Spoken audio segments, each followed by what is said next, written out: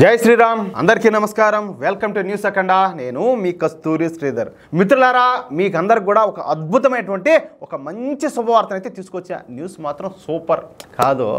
మా ఊడికి ఏందో బా ఈ వయసులో లేత వయసులో కూడా లేనిపోని కష్టాలన్నీ కూడా వచ్చాయి ఎట్ట చేస్తాడో ఎట్ట బొత్తాడో ముందుగానే అమాయకుడు బుర్రలేనోడు ఏం చేస్తాడో నాకు అర్థం కావడంలే ఎవరి గురించి చెప్తాను అనుకుంటున్నారా మా 56 ఏళ్ళ యువనేత స్వామి మా రాహుల్ గాంధీ గురించి మాట్లాడుతున్నాను ఈ పసి వయసులోనే ఆయన ఏళ్ళలేని చిక్కుల్లో పడతాడు అది కూడా తీవ్రమైన ఇబ్బందులు మామూలు ఇబ్బందులు కూడా కాదు పగవాళ్ళు కూడా రాకూడదు అట్ట ఇబ్బందుల్లో పడతాడు కానీ ఇక్కడ ఒక విషయం చెప్పనా ఈ రాహుల్ గాంధీ ఎన్నాళ్ళు చేసినటువంటి పాపాలకు తగిన శిక్ష అయితే పడనుండదు ఈ దేశంలో పుట్టి ఈ దేశంలో పెరిగి ఈ దేశంలో తింటా ఈ దేశంలో మహారాజులాగా సకల సౌకర్యాలు అనుభవిస్తా కూడా విదేశాలకు వెళ్లి మన భారతదేశం గురించి నీచంగా మాట్లాడడం ఒక్క రాహుల్ గాంధీకే చెల్లింది ప్రస్తుతం రాహుల్ గాంధీ మన దేశ ప్రధాన ప్రతిపక్ష నేత హోదానైతే అనుభవిస్తున్నాడు ప్రధాన ప్రతిపక్ష నేత హోదా అంటే కేంద్ర కేబినెట్ మంత్రికి ఉండేటటువంటి అంత హోదా ఉంటుంది దేశంలోని ఏ రక్షణ రంగ సంస్థలకైనా కూడా వెళ్ళి అక్కడ విషయాలను తెలుసుకునే అధికారం ఉంటుంది అలాగే మన ఆర్మీ మోహరింపుల గురించి అదే విధంగా మన దేశ రహస్యాలను కూడా తెలుసుకునే అవకాశం కూడా ఉంటుంది అందుకే ఈ ప్రధాన ప్రతిపక్ష నేత అనే హోదా చాలా పెద్దదన్నమాట ఇలాంటి ముఖ్యమైనటువంటి హోదాను వెలగబెడుతున్నటువంటి రాహుల్ గాంధీ అసలు భారతీయుడే కాదన్న విషయం గత సంవత్సరమే బయటకు వచ్చేది ఇప్పుడు అందుకు సంబంధించినటువంటి ఆధారాలు కూడా వెలుగులోకి వస్తున్నాయి పైగా రాహుల్ గాంధీకు బ్రిటిష్ పౌరసత్వం ఉండదంట అంటే అప్పట్లో తాతగారు బ్రిటిష్ వాళ్ళతో కలిసి యుద్ధాలు చేశాడు అదే బ్రిటిష్ వాళ్ళ మీద సరేలే బ్రిటిష్ వాళ్ళ మీద యుద్ధాలు చేశాడు అందుకని చెప్పి మాకు ఆ దేశం అంటే బాగా ఇష్టం కాబట్టి ఏమన్నా అట్టేమన్నా ఉండొచ్చు మేబీ అవునా కదా లేకపోతే ఏంది ఇదంతా కూడా ఈ దరిద్రము అంటే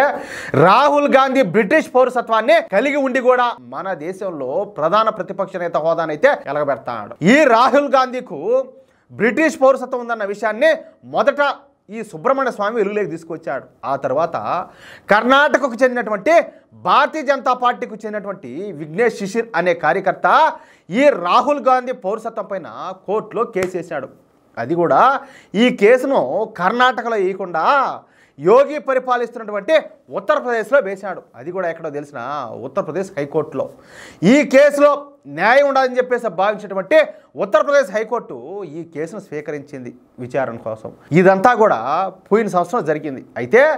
ఈ విషయం జరుగుతా వచ్చింది దీంతో ఇక ఈ విషయం పైన ఉత్తరప్రదేశ్ హైకోర్టు సీరియస్గా స్పందించింది మరొక 4 వారాల్లో రాహుల్ గాంధీకు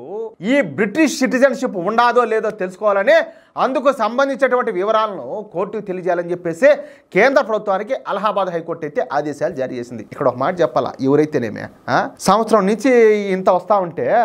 ఆయన గారికి బ్రిటిష్ పౌరసత్వం ఉండాలని చెప్పేసి వీళ్ళంతా ఏం చేస్తా ఉన్నట్టు చెక్కబజ్జిన చేస్తారా ఆయనకు అసలు ఆ బ్రిటిష్ పౌరసత్వం ఉండాదా లేదో తేల్చి ఒకవేళ ఉండాదంటే మన చట్టాల ప్రకారం ఆయనకి ఎటువంటి శిక్ష చేయాలో ఏది భారతీయులందరినీ మోసం చేసిన దానికి మన చట్టాన్ని చేతుల్లోకి తీసుకునే దానికి ఆయన చేసి దేశం నుంచి ఎలగొట్టాలా లేదంటే సరే ఏదో పొరపాటు జరిపిందని చెప్పేసి ఆడికి ఇంతటితో వదిలేయాలా నాయన నువ్వు సొత్తపోసవు నువ్వు మంచోడి నాయన రాహుల్ గాంధీ అని చెప్పేసి ఆడికి వదిలేయాలా సంవత్సరం నుంచి ఏం చేస్తావు ఉన్నట్టు యాడ్ నిద్రపోతా ఉన్నట్టు అంటారు ఈ వ్యవస్థలన్నీ కూడా ఏదైనా కూడా ఉన్నింది ఉన్నట్టు మాట్లాడుకోవాలా అవునా కాదని చెప్పేది కేంద్ర ప్రభుత్వం ఇందుకోసం ఏది ఆయన గారికి బ్రిటిష్ పౌరసత్వం ఉండాదా లేదని చెప్పి తెలుసుకునేందుకు గాను 8 వారాలు గడువు కోరింది అయినప్పటికీ కూడా అలహాబాద్ హైకోర్టు మాత్రం రాహుల్ గాంధీ సంగతి తేల్చడానికి 4 వారాల సమయం మాత్రమే గడువిచ్చింది అంటే కేవలం ఇంకొక నెల మాత్రమే ఇక ఈ విషయం పైన కోర్టులో కేసు వేసినటువంటి ఈ బీజేపీ కార్యకర్త ఈ విఘ్నేష్ శిశిర్ మాట్లాడతా తన వద్ద ఈ రాహుల్ గాంధీకి సంబంధించినటువంటి ఈ రహస్య ఈమెయిల్స్ అన్ని కూడా ఉన్నాయని తన వద్ద ఉన్నటువంటి ఈ రహస్య ఈమెయిల్స్ ఆధారంగా రాహుల్ గాంధీ విదేశీ పౌరసత్వాన్ని నిరూపించవచ్చు అని చెప్పేసి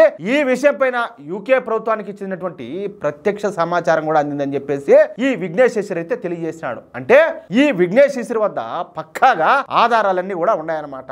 మన రాజ్యాంగం ప్రకారం వేరే దేశంలో పౌరసత్వం ఉన్నటువంటి వ్యక్తి మన దేశంలో పౌరసత్వాన్ని వదులుకోవాల్సి ఉంటుంది అలా చేయకపోవడం రాజ్యాంగంలోని ఆర్టికల్ 9 భారతీయ పౌరసత్వ చట్టం 1955ని ఉల్లంఘించడమే అవుతుంది అంటే సంబంధిత వ్యక్తికి 2 సంవత్సరాల జైలు శిక్ష అయితే పడుతుంది అనమాట ఇక ఈ కేసును ఏప్రిల్ 21వ తారీఖు అలహాబాద్ హైకోర్టు అయితే వాయిదేసింది అంటే ఇంకా నెల కూడా లేదు ఇంకా లోపలే అంటే వచ్చే ఏప్రిల్ 21వ తారీఖు నాటికి రాహుల్ గాంధీకి సంబంధించి ఈ బ్రిటిష్ పౌరసత్వం పైన పూర్తి స్థాయి ఈ సమాచారాన్ని అయితే కేంద్ర ప్రభుత్వం కోర్టుకి అయితే ఇవ్వాల్సి ఉంటుంది అంటే ఇక రాహుల్ గాంధీ భవితవ్యం అనేది తేలిపోనున్నదనమాట చాలా మందికి తెలియడం లేదు కానీ ఈ తుఫాన్ వచ్చే ముందు ప్రశాంతంగా వాతావరణం ఉంటుంది కదా ఆ మారున్నది ప్రస్తుతానికి. కానీ వచ్చే నెలాఖరుకు ఇక మన దేశంలో రాజకీయ దుమారమా ఆ రాజకీయ దుమారం ఏర్పడడం మాత్రం ఖాయం. మామూలు ఉన్నది మ్యాటరు నెక్స్ట్ లెవెల్లో ఉంటుంది. రాహుల్ గాంధీ నిజ స్వరూపం బయటపడడం ఖాయంగా కనపడుతుంది. ఏం జరగబోతుందనేది చూద్దాం. మొత్తానికైతే భారతీయులకు అందరికీ కూడా మంచి జరగాలని చెప్పి నేను కోరుకుంటున్నాను. మిత్రులారా, ఈ న్యూస్ కనుక మీకు నచ్చినట్లయితే ఖచ్చితంగా ఈ న్యూస్ నలుగురికి షేర్ చేయండి. అదేవిధంగా ప్రతి ఒక్కరు కూడా మీ యొక్క అమూల్యమైన అభిప్రాయాలను తప్పనిసరిగా కామెంట్ రూపంలో తెలియజేయండి. అలాగే ఇంతవరకు మీరు కనుక మన ఛానల్ను సబ్స్క్రైబ్ చేసుకున్నట్టయితే ప్రతి ఒక్కరూ మన ఛానల్ను సబ్స్క్రైబ్ చేసుకోండి, సపోర్ట్ చేయండి ప్లీజ్. జై శ్రీరామ్.